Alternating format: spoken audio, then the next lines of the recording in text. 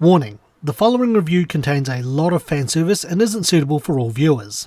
Fan service is the core feature of this game, and it was impossible for me to do a video review of it without featuring a lot of fan service. If this sort of content makes you feel uncomfortable, then feel free to leave now. Viewer discretion is advised. JRPGs, or Japanese role-playing games, are games I generally enjoy playing, and a common thing you'll find in a lot of JRPGs and, well, Japanese games in general, is fan service.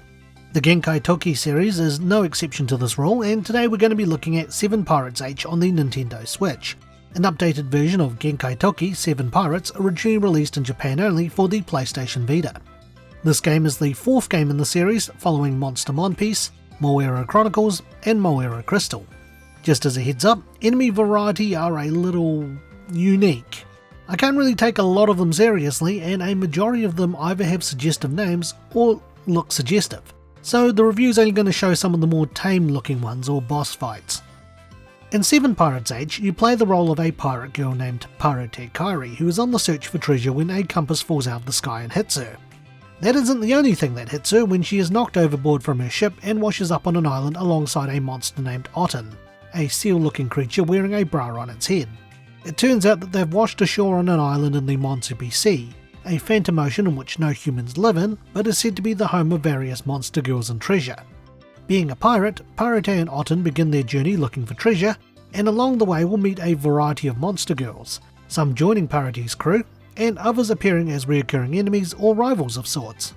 The game has you exploring certain islands in the standard 3D RPG approach, while you can sail the seas from a top-down perspective. But is this game any good? Find out in The Good. Just going to put it out there, but the game uses a very unique mechanic where instead of growing levels, you gain training extracts for your characters. The training extracts are for each individual character, and they're used for booby training. Yep, you've heard right, booby training. Your character's health, attack, defense and agility are all determined by how well you rub up each girl's breasts, with some stat growths going up and others going down. Things like increasing the size of a character's breasts might increase their attack, but lower their agility for example, so big isn't always best. Booby training is also required for characters to learn new skills which can help you throughout the game or in battle. You can also break eggs that you pick up as enemy drops using your character's breasts, sometimes resulting in a rare, ultra rare or mega rare item, or something a little more suggestive that I'll leave to your imagination. The changes to characters' bust sizes are also reflected in all other appearances in the game, except for the status image of the character, so the breast sizes are retained during cutscenes and battle. They also look pretty ridiculous the larger they get, as some characters they just become large torpedo-shaped things. Fanservice aside here, it's a pretty interesting take on helping your characters get stronger through the game, though a lot of the work also comes down to equipment too. Characters can be equipped with a variety of bras and panties, with the former bestowing skills to your characters while they're equipped, and the latter providing you with stat boosts. I just thought the idea was well implemented, all things considered.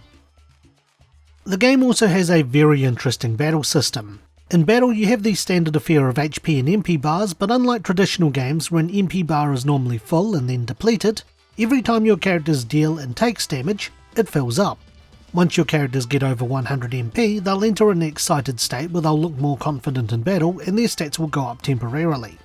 Once the MP bar reaches 200, they'll enter an aroused state where their stats will go up even higher, any negative status effects are removed, and they can use a super powerful skill. Skills are the only thing that can cause the MP bar to go down, and each character has their own ultimate skill which will cost 200 MP to use. The aroused state will still continue for the next few turns, and after 5 turns the character's MP gauge will be reset to 0 regardless of what it was at. The MP bar will also go back down to 0 at the end of battle for any characters who are aroused.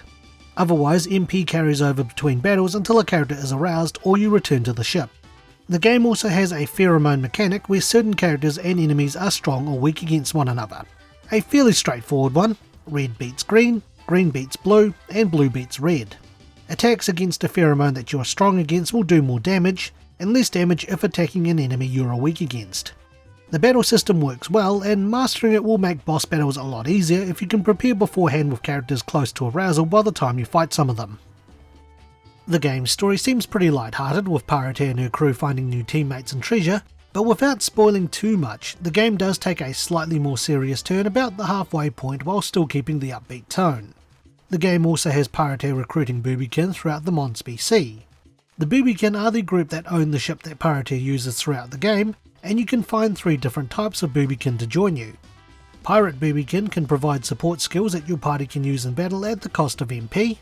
Merchant boobykin, who will increase the amount of items, bras and panties that you can buy, as well as expand the type of bras and panties that you can craft using items dropped from enemies.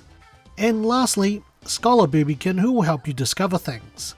The game also features a number of requests and information.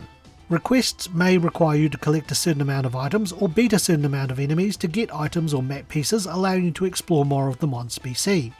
Information may reveal the locations of certain items or boobykin that you can recruit. The information acts as more of a clue, so you need to read it to work out where you need to go, and I did sort of enjoy going out of my way to find these things. However, not everything in this game was good, so let's look at what didn't work out in the bad. The game I felt was a bit on the short side. It's not too often I can complete a modern JRPG from start to finish in under 20 hours, and this includes completing the requests and information, which isn't always reliable, as sometimes the correct island you need to search for information doesn't come up with anything until I've done something else first. And some items dropped by enemies can only be obtained beating enemies a certain way, some which I have found the hard way since sometimes the enemy guide won't reveal to me how to get the enemies to drop them. They weren't necessary to finish the game, but some are only available after beating it, and it is required to view the whole map. While we're on the topic of beating enemies to get items, there is a method of defeating enemies using the Otten Cannon. The Otten Cannon is a skill that is activated by your party, which requires you to charge up the cannon by either rubbing the screen or mashing the A button while L and R are held down. While you do this, a charge counter goes up and the Otten Cannon will fire when at 100%, which will generally take you multiple turns to charge up.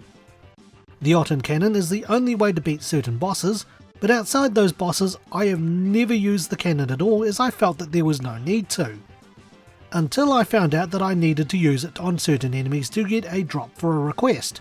I think the Otten Cannon should have been a feature used more in the game, with regular enemies needing the cannon to be defeated, as opposed to bosses. Otherwise, bosses will be the only time I'll ever need to use that ability.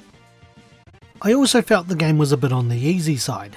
If you choose to unlock the extras that were originally DLC in the Vita version, the game becomes even easier. Despite the pheromone disadvantage, I felt that I could just plough through the enemies anyway, and with bosses it was just a matter of using the skill to change my pheromones to a colour that was strong against the boss. Then from there you could just brute force and steamroll all of the bosses in the game. The only time where I felt remotely challenged in the game was fighting multiple bosses in one fight, and that's as simple as picking off the most annoying one first and then working on the others. Some bosses you can fight again, with the only difference being that they have more health and do more damage, but by that point you would have also have more health and do more damage.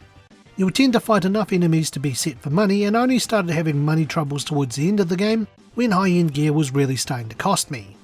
In terms of items, I was pretty well stocked and only really used items on a rare occasion in boss fights, or if I needed to boost the MP bar of a character.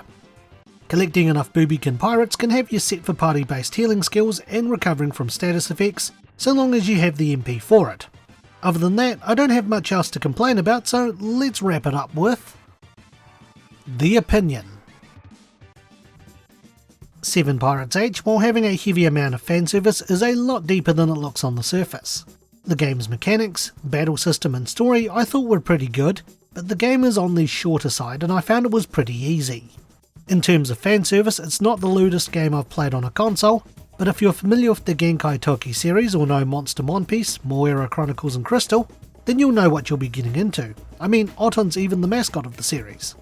If fanservice heavy JRPGs are your thing, then you'll be right at home with this game. But personally, as a JRPG, it's nowhere near my top 10. So with that, it's time for my rating. I would give Seven Pirates H this condom monster thing out of 10. Thanks for watching and stay tuned for the next Infinite Backlog review. If you enjoyed today's review, feel free to check out some of our other videos and subscribe for more. You can also follow us on Twitter, Instagram and our Facebook page. Once again, thank you for watching.